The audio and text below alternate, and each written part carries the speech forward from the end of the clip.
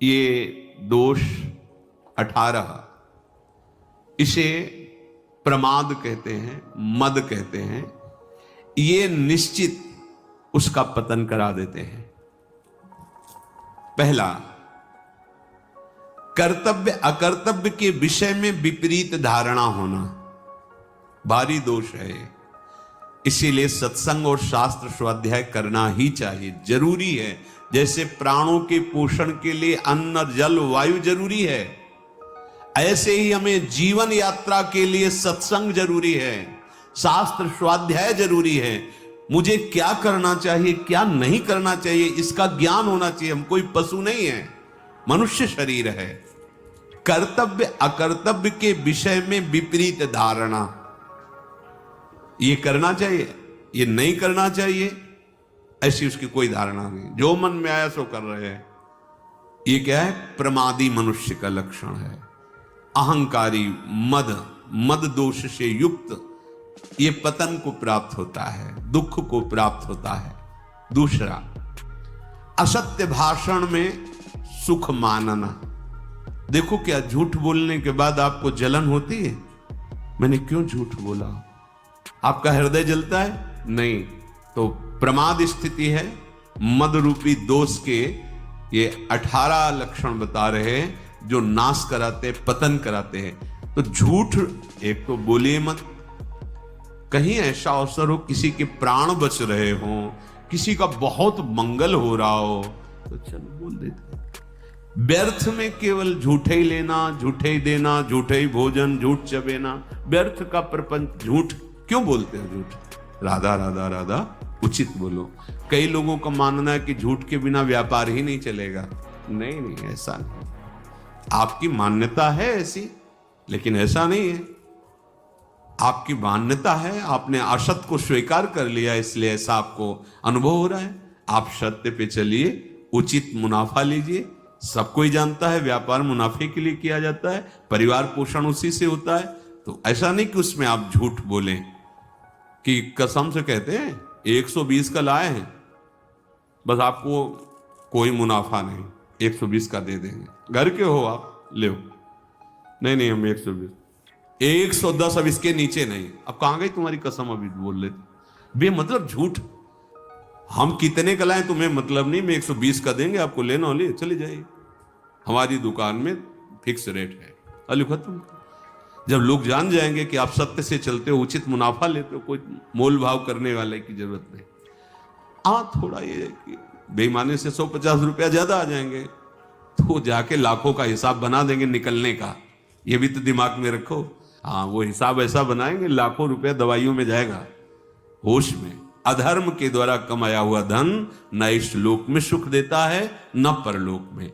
कह रहे हैं कि असत्य भाषण, झूठ बोलना। तीसरा है सबके गुणों में दोष दृष्टि देखना।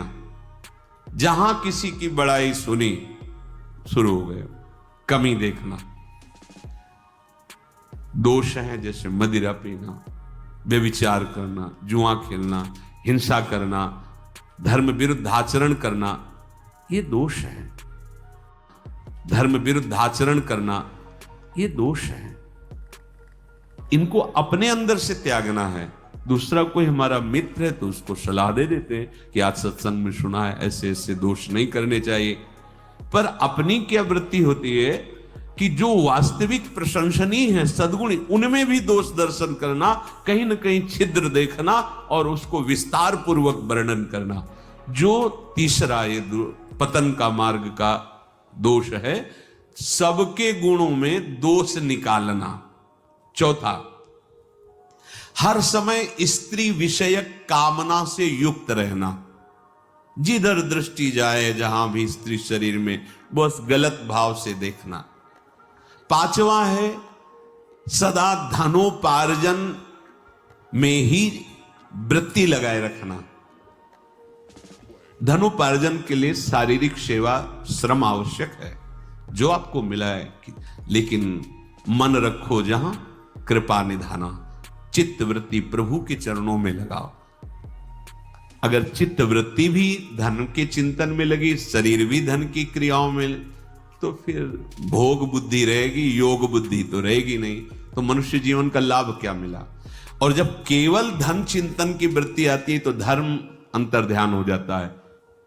छठवां, भोग इच्छा। रसेंद्री, जनेन्द्री, नेत्रेंद्री, श्रवणेन्द्री, घ्राणेन्द्री, इनका केवल एक ही लक्ष्य, भोगो भोगो। हम भोगों को नहीं भोग रहे, भोग हमें भोग रहे हैं, प्रतिपल हमें नष्ट करते जा रहे हैं। आयु, शक्ति, श्वास सब क्षीण हो रही, समझ में नहीं आ रहा, बस भोग चिंतन नहीं। आवश्यक भोग भोगने हैं, जल, वायु, भोजन, वस्त्र, उत्तम से उत्तम। जो धर्म विरुद्ध भोग हैं उनका त्याग, धर्मयुक्त विषयों का सेवन करते हुए प्रभु की तरफ चलना है। हमारा लक्ष्य प्रभु है। सातवां, क्रोध। हर समय गुस्सा नहीं, शांत रहो, शांत रहने का अभ्यास करो। शोक, कुछ भी नष्ट हुआ, मार अंदर से टूट गए, अब क्या होगा, ऐसा नहीं। प्रभु हैं, आज असफल हुए, कल हम सफल हो जाएंगे। उत्साह नहीं तोड़ना, शोकित नहीं होना। तृष्णा, जो भोग भोग चुके हैं उनकी याद में पुनः भोगों को भोगने की इच्छा। लोभ, अधिक से अधिक और भोग संग्रह हो जाए, संपत्ति हो जाए, अधिक से अधिक। चुगली करना, किसी की भी बात सुनकर किसी और को बताना, ये सब पतन के मार्ग है। डाह, किसी के सुख को देख के जलना कि क्या करूं जिससे इसका ये सुख नष्ट हो जाए, ऐसी वृत्ति होती है। ये डाह जो होती है ये बहुत डायन स्वरूप होती है। हिंसा, किसी भी तरह से, वाणी से, शरीर से, संकल्प से किसी की हिंसा करना, दुख पहुंचाना। संताप, हर समय जलते रहना होता है। जब भगवत विमुख होता है तो हृदय जलता रहता है। शास्त्र में अविश्वास, शास्त्र की बातों में ये जो मूढ़ पुरुष हैं, भोगी जन, संसार में आसक्त जन है, वो संत और शास्त्र वाक्यों पर अश्रद्धा करते हैं क्योंकि बुद्धि बहुत मलिन हो गई है। तो शास्त्रों में, संत वाक्यों में अरति और परम कर्तव्य की विस्मृति। परम कर्तव्य भगवत स्मरण, प्रभु को भूला हो। ऐसा जीवन है कि लगा है अमृत तो खा के आए हैं, मरने की तो याद ही नहीं है। बस कमाना, खूब भोग भोगना, बाल बच्चे, बस इतने में सीमित है। अरे भाई, ये तो यात्रा है, लेकिन लक्ष्य कहां है, जाना कहां है तुम्हें? कुछ क्षण के लिए तुम्हें है। ऐसे ब्रह्मलोक से देखो तो यहां कुछ क्षण जैसा लगता है। एक बार वो महाराज रैवत, बलराम जी की प्रिया का क्या नाम था, रेवती जी, महाराज रेवत, वो ब्रह्मलोक गए कि ब्रह्मा जी से पूछ लेते, कई राजकुमार देखे थे, उन्हीं से पूछ ले, तुम भाग्य में कौन सा दूल्हा लिखे हो, सीधे बता दो, हम कहां ढूंढे। वहां गए तो वहां नृत्य हो रहा था, थोड़ी देर रुके रहे। जब नृत्य आदि हुआ तो ब्रह्मा जी को प्रणाम किया, कैसे आए? बोले पुत्री ब्याह योग्य है, तो 2-4 कुल के राजकुमार देखे हैं, उनमें से कौन है आप ही बता दो, क्योंकि भाग्य रचयिता तो आप ही हो। तो उन्होंने नाम बताया कि अमुक अमुक राजकुमारों को। अरे बोले, पता है उनकी कुल परंपरा नष्ट हो गई। बोले क्यों? बोले जितनी देर तुम नृत्य देखे हो न जाने कितने युग बीत गए यहाँ के, समझो। वहां थोड़ी देर सभा में नृत्य हुआ तो यहां युग के युग बीत गए। तुम्हारा कितना समय, 80 वर्ष, 100 वर्ष। प्रिया प्रीतम भगवत चरणारविंद का चिंतन, भूले हुए कर्तव्य की विस्मृति, परम कर्तव्य की विस्मृति। अधिक बोलने वाला मिथ्या बोलेगा, प्रपंची होगा नहीं। साधक अधिक बोलने वाला बकवादी नहीं होता, गंभीर मुद्रा, मौन सीखता। कभी बोला तो मीठे और धीमे स्वरों में कुछ शब्द। ये जो उद्दंडता पूर्वक वाणी को व्यर्थ करते रहते, वो साधक नहीं होते हैं। हास परिहास और ऐसे उद्दंड नहीं, गंभीर। वो हर इंद्रिय की ऊर्जा शक्ति को संचित करते हैं और उसी के बल से विषयों पर विजय प्राप्त करके निरंतर भगवदाकार वृत्ति करते हैं। आप देखो, नेत्रेंद्री को बंद कर दिया गांधारी जी ने। जब सुना हमारे पति धृतराष्ट्र बाह्य नेत्र रहित है, बंद कर दिया, पट्टी बांध ली। देखो कितनी ऊर्जा शक्ति एकत्रित कर ली। जब महान महाभारत का युद्ध हो देखा कि भगवान श्री कृष्ण उधर हैं तो मुश्किल हो जाएगा दुर्योधन को बचना। उनका बेटा तू निर्वस्त्र होके आजा, आज मैं पट्टी खोलूंगी अपनी आंखों की, तुझे देखूंगी, मेरी जहां दृष्टि पड़ेगी वज्र का शरीर हो जाएगा तेरा, क्योंकि मैंने नेत्र शक्ति को रोका है। ये जो आप खर्चा कर रहे हो ना, ये साधु नासाग्र दृष्टि, नाम चिंतन भजन, उसकी हर इंद्री में पावर जो है वो समिट रहा है और उसी से ऊर्ध्व गति को प्राप्त। जितना आप इंद्रियों को खर्चा करेंगे विषय सेवन में, उतने ही अध्यात्म से गिरते चले जाएंगे। देखो नेत्र खोला, वो तो भगवान ने लीला करके होंगे। बच्चे हो क्या, मां के सामने ऐसे खड़े हो जाओगे? इतना तो ढक लो, पत्ते से ही ढक लो। भगवान अपने भक्त का प्रण पूरा करने के लिए कुछ भी कर सकते हैं। भीम ने प्रण किया था, जिसमें तुम ताल दे रहे हो कि बैठा लो द्रौपदी को निर्वस्त्र करके, इसी को महासंग्राम में तोड़ूंगा। तो अगर गांधारी की दृष्टि पड़ जाती तो भीम नहीं तोड़ पाते। वज्र का शरीर हो गया, चाहे जितना प्रहार करो कुछ बिगड़ने वाला नहीं। बस यहां तो उन्होंने कहा बेटा चूक कर दी, यहीं से मारे जाओगे। देखो दृष्टि को रोका तो कितनी सामर्थ्य उनकी आ गई।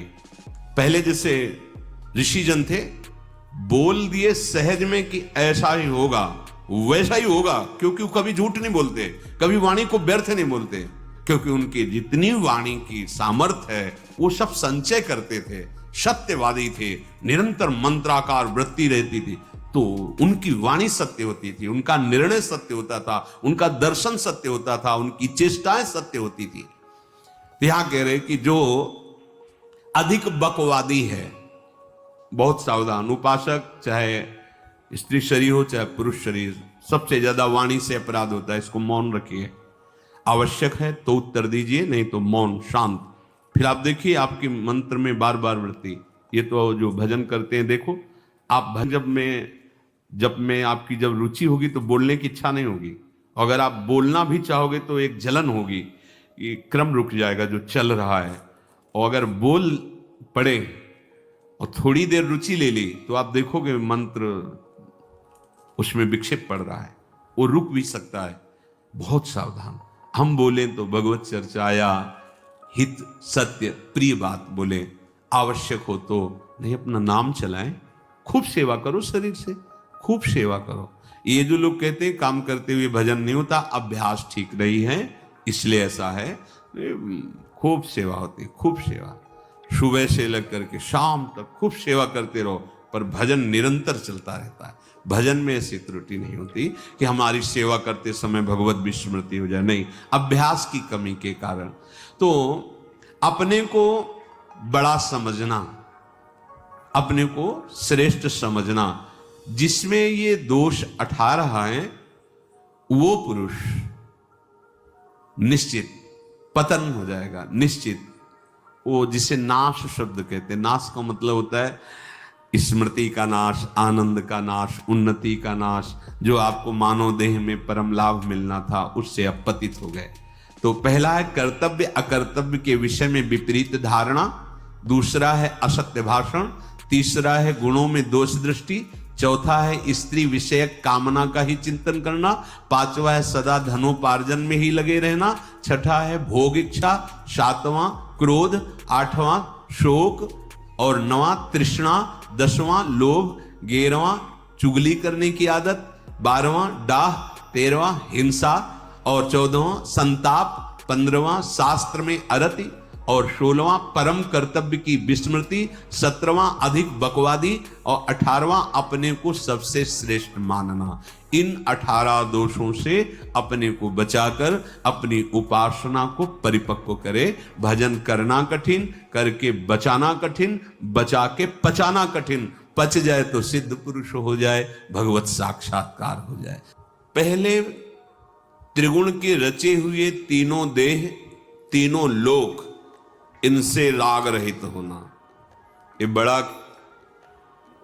ऊंचा महाभाव महाप्रेम है। रसम राधायामा भजत किल भावम ब्रजमणौ, ये बहुत दिव्य भाव है।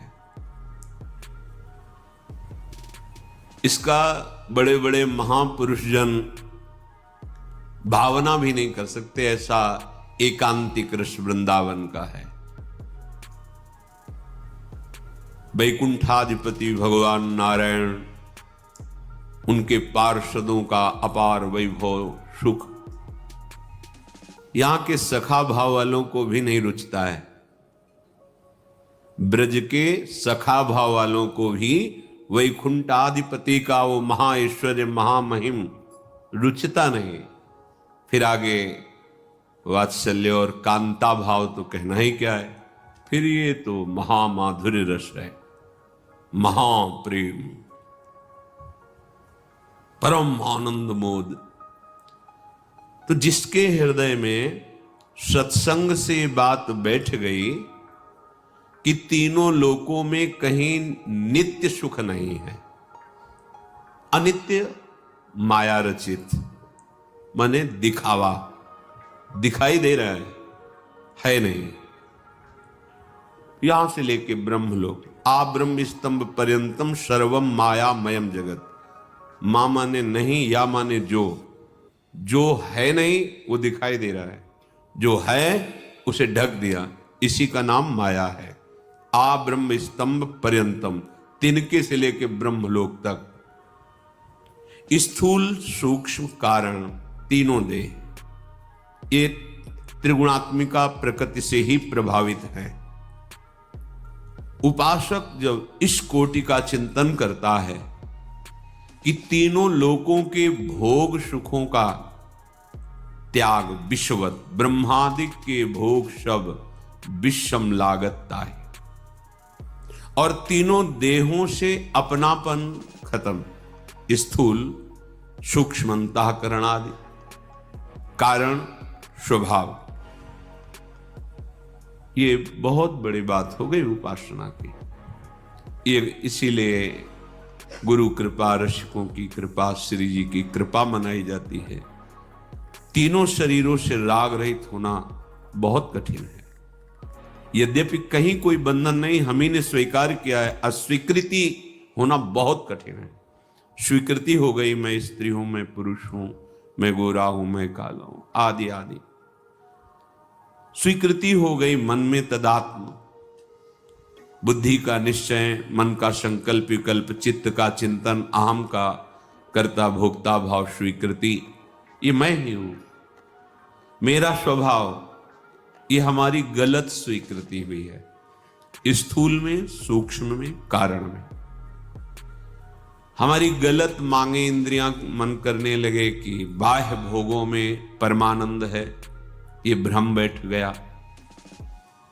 जो भ्रमित है उनको ये बात ही समझ में नहीं आएगी, ऊपर से निकल जाएगी। अध्यात्म है, ये सत्य सच्चिदानंद प्रभु का मार्ग है, मायाकृत मार्ग थोड़ी कि तुम्हारी प्राकृतिक बुद्धि इसमें निर्णय कर पाएगी।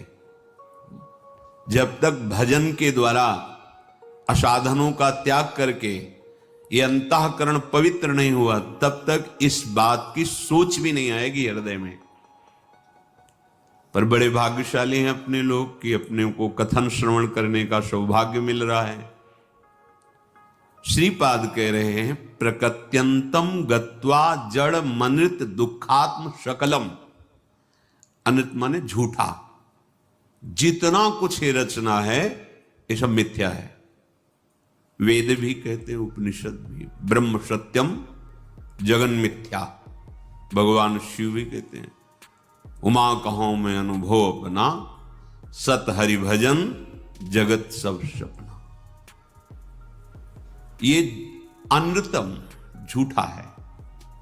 कहां लग रहा है अपने को झूठा है? स्वप्न कहीं झूठा लगता है स्वप्न देखने वाले को, जगने वाले को झूठा लगता है। जो जग गया तब उसे मिथ्या लगता है।